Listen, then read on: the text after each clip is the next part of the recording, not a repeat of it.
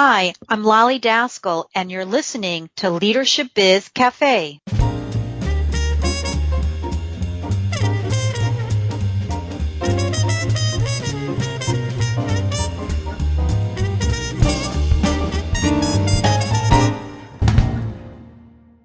Hi everyone, this is Tanvir Nasir, and on today's episode of Leadership Biz Cafe, I'll be talking with my friend, Lolly Daskal. Lolly is the president and CEO of Lead From Within, a global consultancy that specializes in leadership and entrepreneurial development.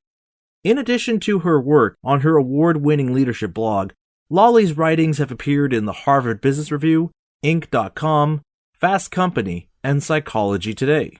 Among her numerous awards and accolades, my favorite has to be the one she received from the Huffington Post, who called her the most inspiring woman in the world. She has a new book out called The Leadership Gap, What Gets Between You and Your Greatness, which will be the focus of our conversation today. So, hi Lolly, welcome to the show. I'm so happy to be here. We finally did it. We made it. We finally did it. For those who are listening, Lolly and I have known each other for several years, and so it's just a genuine pleasure to have someone who I know I've been reading their writings, to have them on the show to share their insights. So let's get this ball rolling, and Lolly, and address the crux of your book, which is also the title of your book, and that is something you call the leadership gap. So, Lolly, what exactly is this gap, and how is it manifesting itself in today's leadership?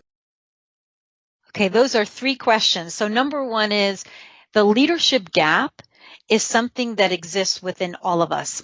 I have found that we have 7 archetypes that reside within us. These archetypes have 7 virtues, and sometimes when we're challenged, sometimes when we're stressed, sometimes when we're stuck in our lives and in our business, what happens is that we don't know what that is. We don't know why we can't take ourselves to the next level.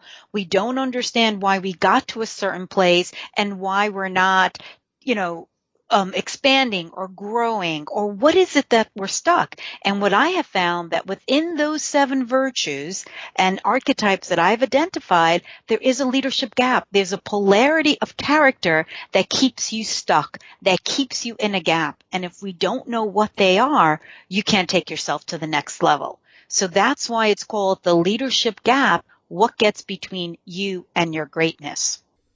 Right. And there's one thing interesting, too, that you mentioned in describing these gaps is you talk about them, how they tend to be made up of our emotions, our memories, and or our thoughts that, we feel bad or guilty about, and consequently we try to hide them from ourselves and from others. Absolutely. I always tell my clients, what you don't own owns you.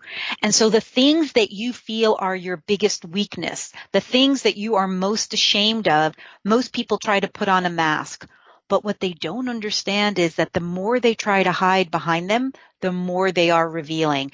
And in the book, I actually talk about quite a few leaders that have tried to hide behind their leadership gap, and really everybody else in their organization and their board and through HR knew that they had a leadership gap, and the only person who didn't know was the leader themselves. Now, you just mentioned before how in your book you talk about what you've identified as being the 7 leadership archetypes.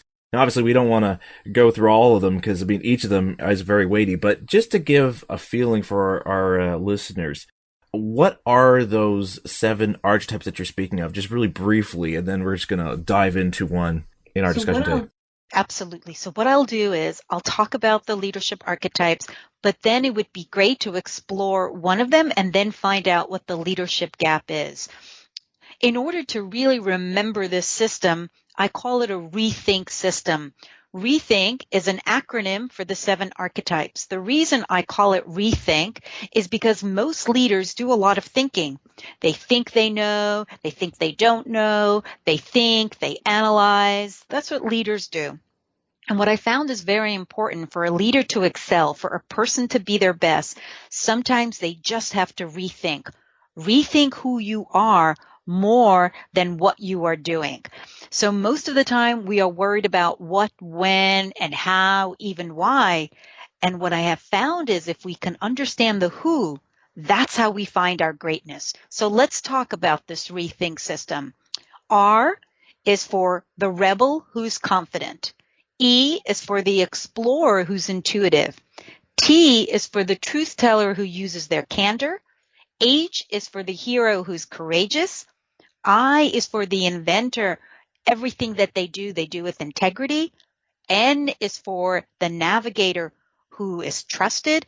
And the last one is K, the knight. But the knight is not about gender. It's more about the characteristic of who they are.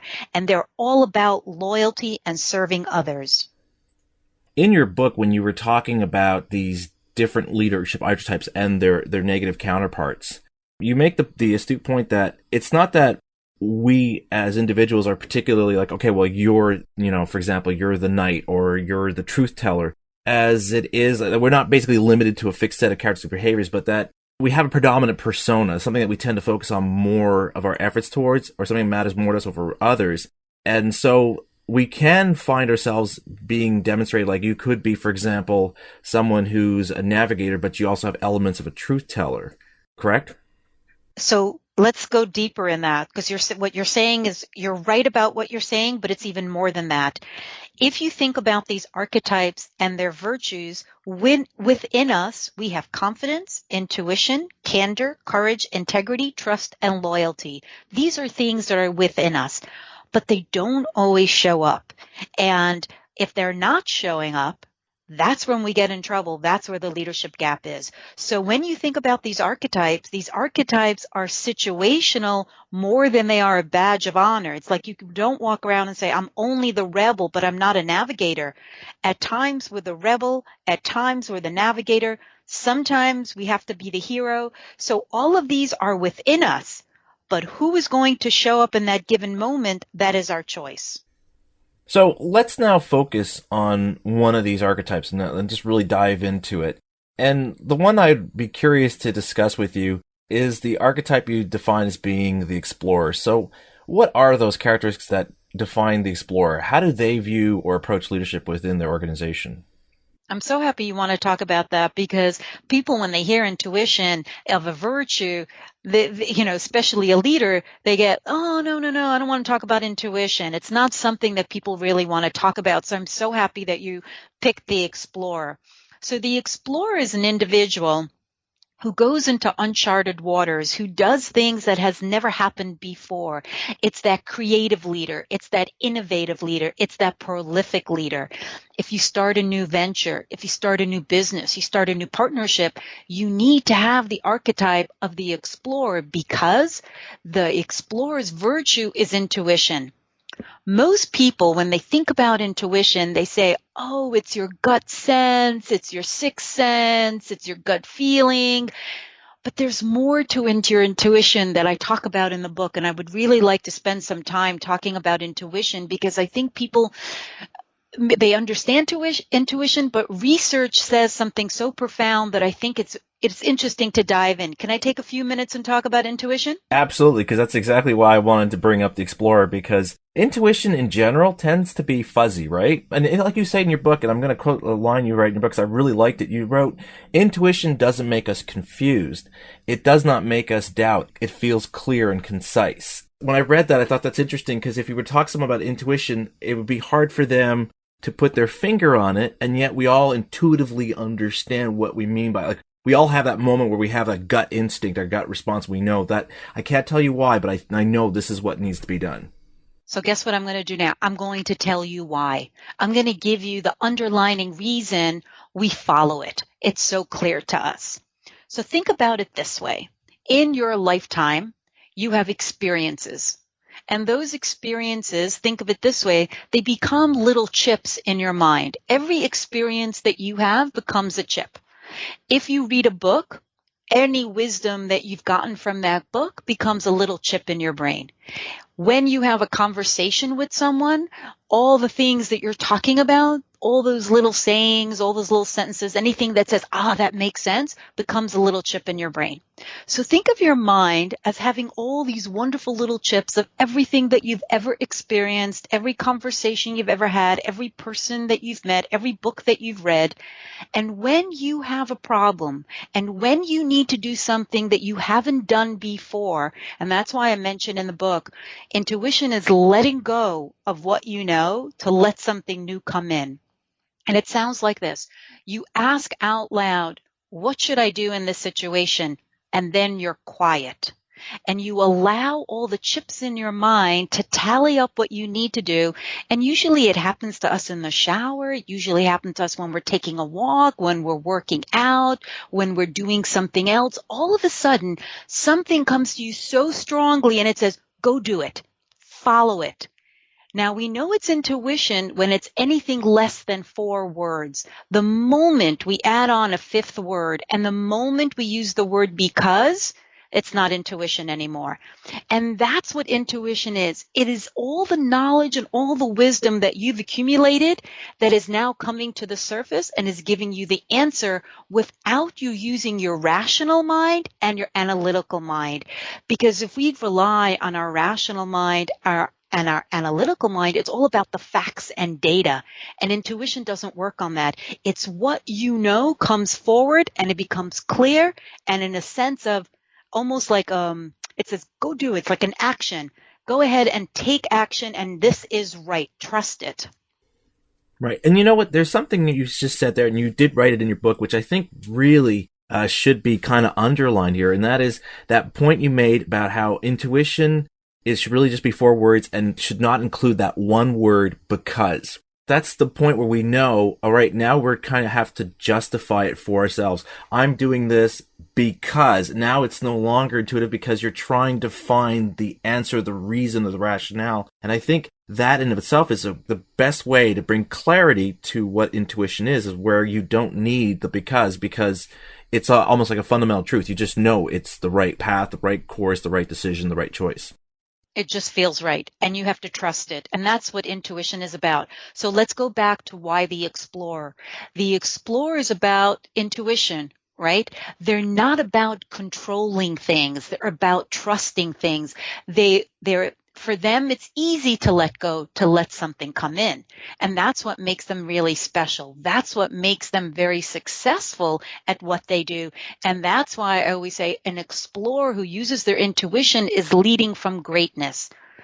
But because they don't have to control, that's what makes them successful. But there is a leadership gap. And the leadership gap is of the exploiter who manipulates. Now you might be saying to yourself, that is so harsh. I'm not an exploiter and I don't manipulate. But the truth is, I've seen this happen thousands of times. When we get stressed, when we feel things are out of control, we try to rein things in. And the way we try to rein things in, even if it's not our intention, we end up exploiting people. We end up manipulating people because we want control. So we want them to do it our way and we want them to think our way. And we don't really want to give them a say and we don't want to let go of something to let something come in because we don't trust. If you don't trust, you tend to be someone who exploits people and manipulates people. And it's not something you might be doing intentionally, but you're doing it because maybe that's the only way you know how to do things. And that's why knowing the difference between the explorer and the exploiter in the book, it talks how you leverage being the exploiter, right? It talks you how you leverage being a manipulator so you don't come across that way in your life and in your leadership. It's an interesting point when you bring up the gap because when you first think about it, right, you think intuition, again, it's that gut instinct. You just go with it. But then to realize that this gut instinct, if we're not paying attention, can also lead us to basically, instead of us doing something to help others, it's really that we're more doing stuff that's basically making things or better for ourselves. Obviously, a lot of us don't. I mean, most people, I'm sure, would be happy to think that we have a very strong intuition of what's right, what's wrong.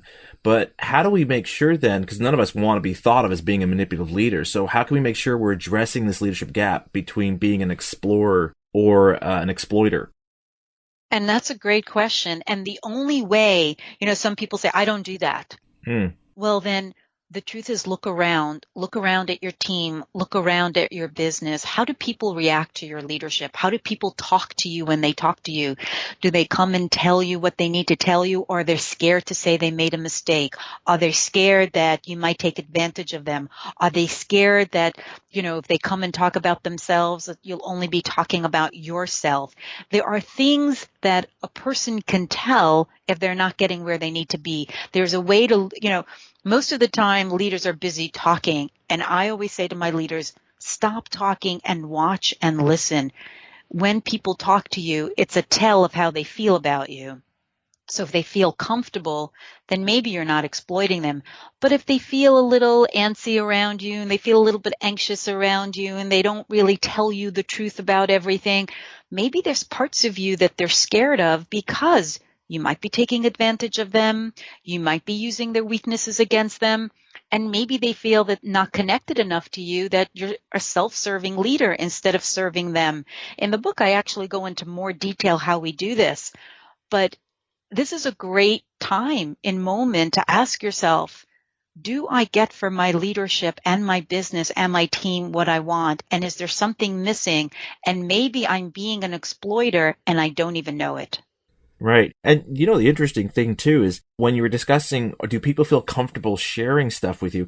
It actually builds on the point you brought up about explaining what intuition is, about how it's those little chips that we collect from the stuff that we read, from the conversations we have. So in a lot of ways, by being aware of how those conversations happen, of how free people feel in being able to share their insights, that in its way, it's also what's going to lead you to become, have a stronger sense of intuition, which means you are going to become a better explorer, correct? Absolutely. Couldn't have said it better. Beautiful. Absolutely. Now, intuition is also one of those things that tends to be looked upon as being gender specific, right? We've all heard the phrase a woman's intuition. But in your book, you point out how, and I think it's true of a lot of things, intuition is not one of those inherent traits. So some people are just naturally intuitive and others aren't. That actually intuition is something all of us can cultivate and something that we can develop. Absolutely. I don't think it's gender specific. I really don't. I coach many men that I've taught them how to trust their intuition. And that's the key word, trust. So women tend to trust more their feelings and their emotions, right? And men tend to want to be more analytical and more rational. And then if that is true, how can they trust what they're feeling? So if we can just let go of thinking that feelings are this soft skill and skills are a hard skill, right? It's my analytical mind is what's most important and not my intuitive mind. If we can let go of that belief, we can get extremely intuitive men as much as we can get women. I really haven't seen it to be gender specific, but I've heard about it. And I work with leaders all over the world and they're men, and I teach them how to be intuitive.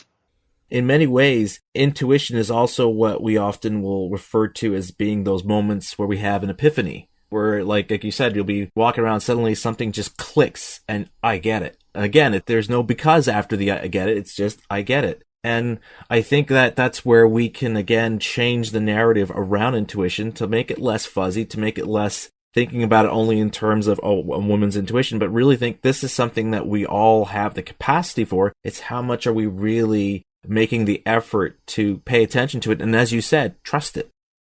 Absolutely. I think it was Peter Drucker that said, it's a skill that we don't utilize in our leadership, and it's a very important skill. And think about it this way.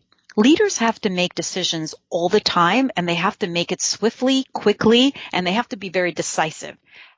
You can't spend time analyzing things. You can't spend time, sometimes I see leaders, paralysis analysis, right? They get stuck as they're thinking and thinking. We don't have that kind of quality anymore. We don't have that time anymore. And so in using your intuition and trusting it can really make you a stronger leader. Right, exactly. Since we were talking about intuition, we were talking about explorers.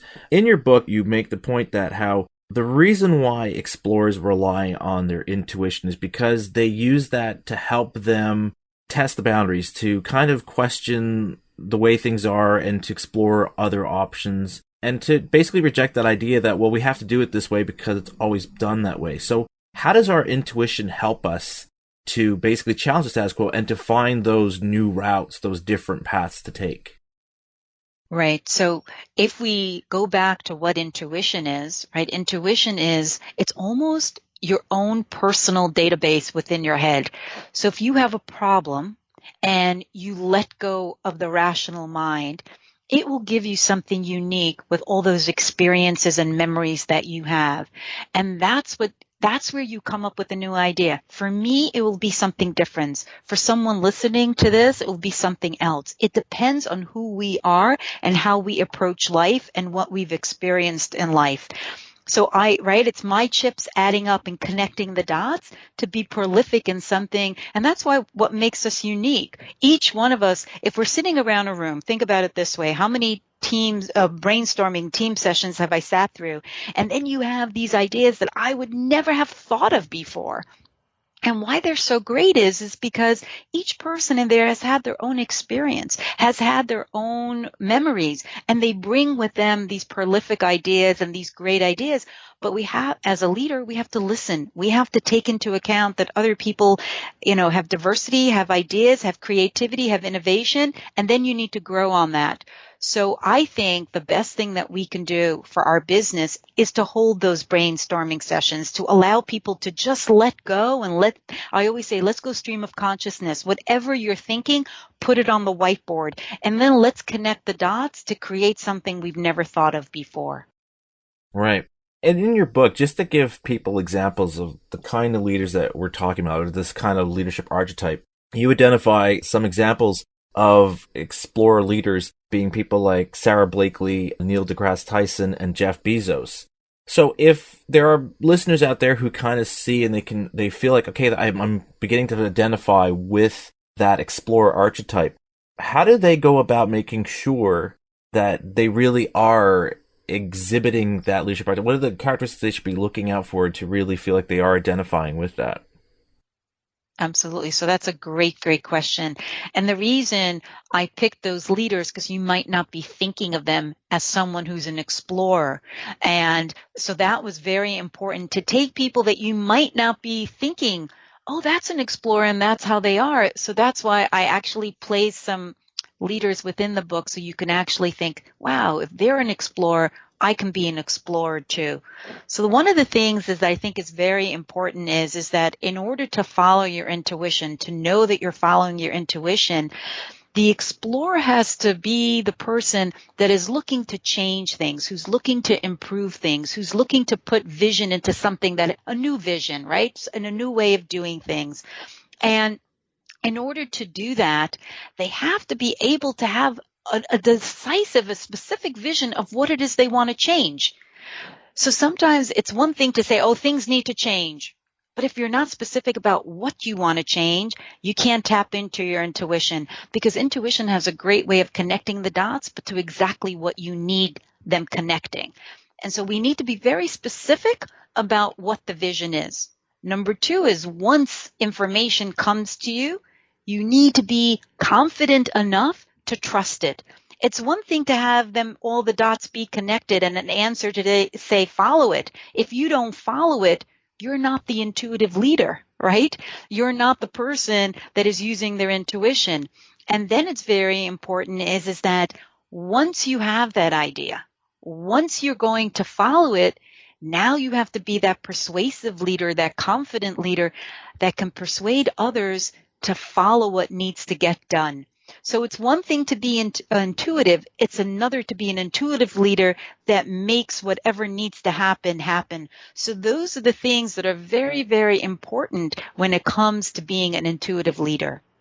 Yeah, that's an excellent point. That's why I liked bringing up these examples because, again, if we're going on intuition, it's a gut instinct. We know it to be true. But while that might be true for us, that doesn't mean others necessarily see where we're going. And that's why I like these examples you give, because you can see that they're the type of leaders who they have a clear vision, as you said, of where it is they want to go, what it is they want to achieve. And because of that trust, we're going to follow along with them. We're going to trust to say, okay, I don't see where this is headed, but I know you have a clarity of mind about the situation, which is, again, what we said about intuition. It's that it provides that clarity. It's not, although conceptually when we might think of intuition in those fuzzy terms, it actually, when we have those moments of intuition, it actually provides us with clarity. And I think that idea of connecting intuition with being persuasive is so critical to people understanding why this is such a valuable skill set for leaders to have. Absolutely. Think about Jeff Bezos, right? People trust him that he's going to do something magnificent with whatever he does. I'm going to take you to the moon. I'm going to create new cars. People are always looking to him about what he's doing. He uses his intuition and he's persuasive in what he's creating.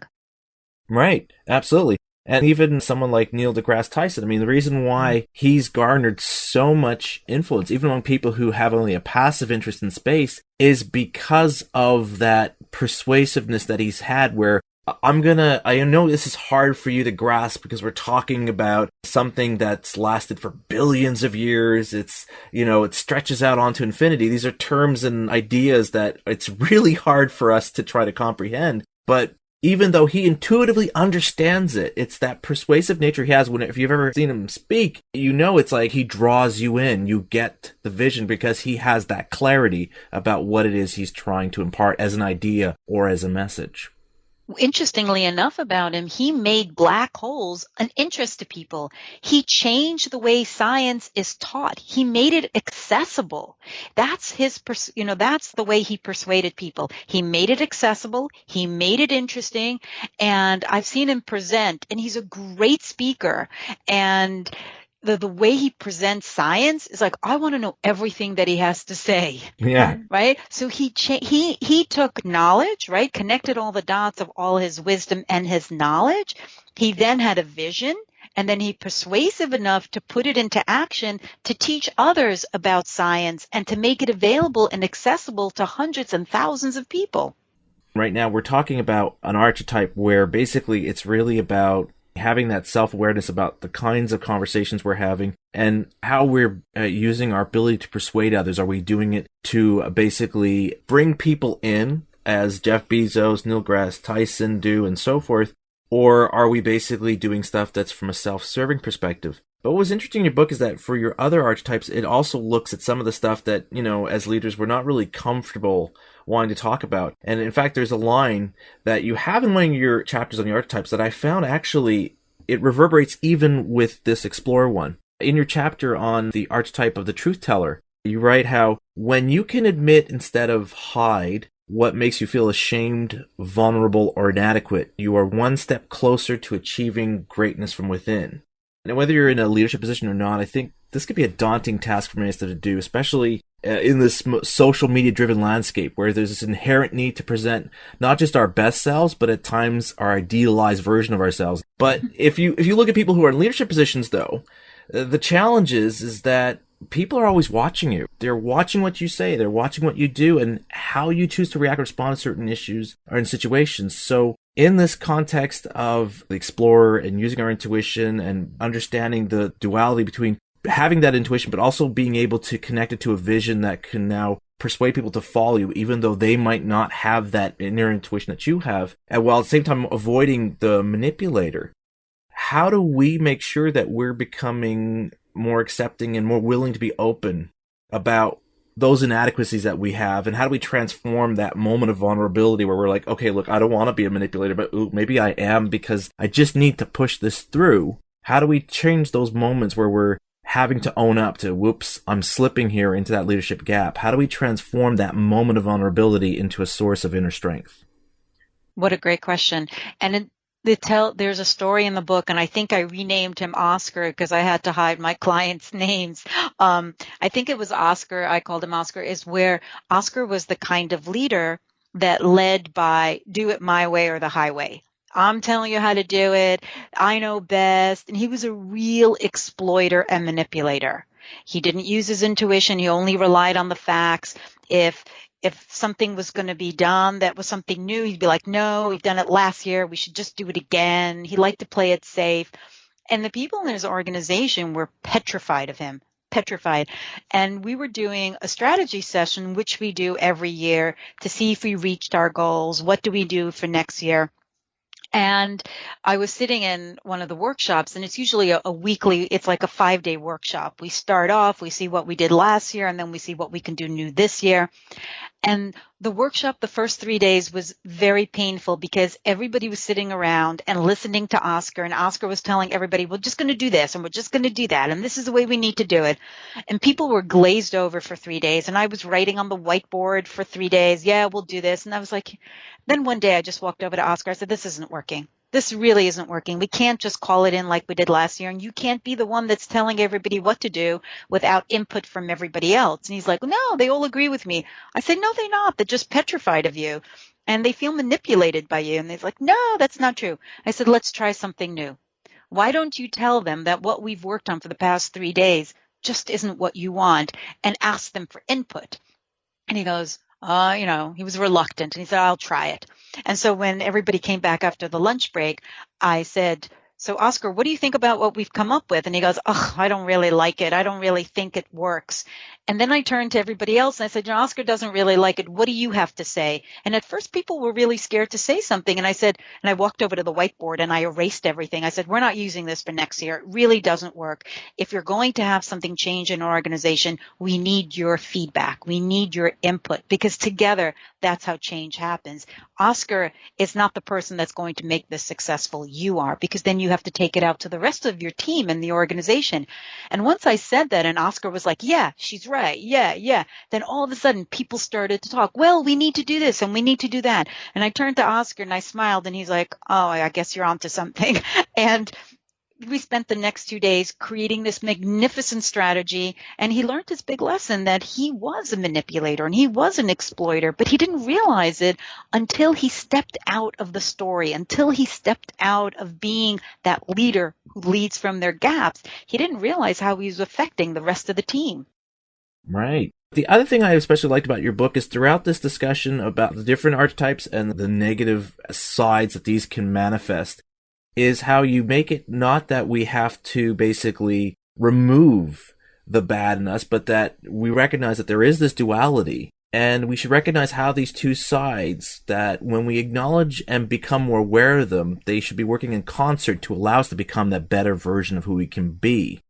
And I got to be honest here and admit that when I read this idea that was threading through your book, it made me think of that classic Star Trek episode when a transporter accident causes Captain Kirk to be split into two sides, where one was being identified as being the good version of Kirk and the other one was being the bad one. Yet over the course of the episode, Kirk's good side comes to terms and comes to realize that he really needs his bad side, because that's what drives him to be more decisive, more assertive, because it pushes him to be that better leader. And I think that idea is summed up in this line you write in your book of how the challenge is to find the value in the parts you think are bad and rethink how they can serve you, which an example you gave of Oscar is exactly what you're saying about how he had to get out of that story so that he could really see what is the environment he's creating for his employees and how he's really not encouraging them to really bring their full insights, their creativity, and the things that they see as being what we should be doing moving forward. So you don't even know, there's something very interesting for everybody listening. I don't know if you know this, but you talked about Star Trek. Even though I've never seen Star Trek, my biggest mentor is Joseph Campbell. Oh, okay. Joseph Campbell wrote The Hero's Journey, and Star Trek is based on the hero's journey. And so how we go through what we go through in life, and it's about, so that's what Star Trek is based on. So it's not a coincidence. This is another intuitive conversation where I'm connected through Joseph Campbell. I've studied everything that he's ever written and I've applied it to my system. You now had an experience with Star Trek and how the synergy comes together. This is an intuitive conversation, by the way, everybody listening. To wrap things up here, Lolly, I have one last question for you, and that is, in our discussion here about the explorer archetype and the power of intuition and how we should be mindful of avoiding falling into the trap of becoming the manipulator who's really, instead of, okay, I want to do what's best for my employees, for my organization, it's really about, okay, what's going to help me just get things done for me? It makes me feel like I'm progressing. What is the one key takeaway you want to leave our listeners with? What's that one message you want them to take with them and apply to how they show up to lead those under their care? So the name of the book is The Leadership Gap, What Gets Between You and Your Greatness. And for over 3 decades, every time I get a new client, I always say to them, greatness lies within you. And they always look at me like, what is she talking about? Right? Like, what does she mean? And throughout my coaching with them and my relationship with coaching and working with their organization, I always let them know that at any given moment, we could choose who we want to be. Oscar had a choice in that moment who he was going to be. He let go of the exploiter and the manipulator, and he trusted me enough to get him where he needed to go. And so for every single person that's listening is, you have greatness within you, and you have the choice within you to choose greatness at all times. If you learn the rethink system, you could choose which archetype you need to be. And if you don't choose the archetype that gives you greatness, most likely you're leading from your gaps, even if you don't know it. So it's very important to learn the system to realize that greatness does lie within you, and you always have a choice to lead from there. I think that's a great message that you impart because, again, there's that notion that a lot of us can have that we're a product of our circumstances. But as you point out, what we really are is a product of the choices we make through those circumstances we find ourselves in. So we do have that choice of how we wish to not only live our lives, but how we choose to lead those under our care. It's how we show up every single moment. It's not even leading others, but how we lead our own lives and how we interact with others. Absolutely. Absolutely. Well, I want to thank you, Lolly, for the thought-provoking discussion in the book. As I said at the start of our conversation, we've been interacting and engaging on social media for many years now, so it's truly been a pleasure having you on my show and discussing your insights and ideas on leadership. So thanks again, Lolly, for this wonderful discussion and conversation. Absolutely. It was a privilege and a great pleasure. I've been talking with Lolly Daskal about her new book, The Leadership Gap, What Gets Between You and Your Greatness. To learn more about Lolly's book and her work, visit the webpage for this episode at tanvirnasir.com. And that concludes this episode of Leadership Biz Cafe. I hope you enjoyed this conversation, and as always, I'd love to hear your thoughts on what we discussed in this episode, as well as what topics you'd like to hear in future episodes of this show. You can do this by leaving a comment on this episode's webpage, or by filling out the contact form at tanvirnasir.com. And if you found my show on Google Play, iTunes, or Stitcher Radio, I'd appreciate it if you could take a moment and please rate my show. Until next time, this is Tanvir Nasir. Thanks everyone for listening.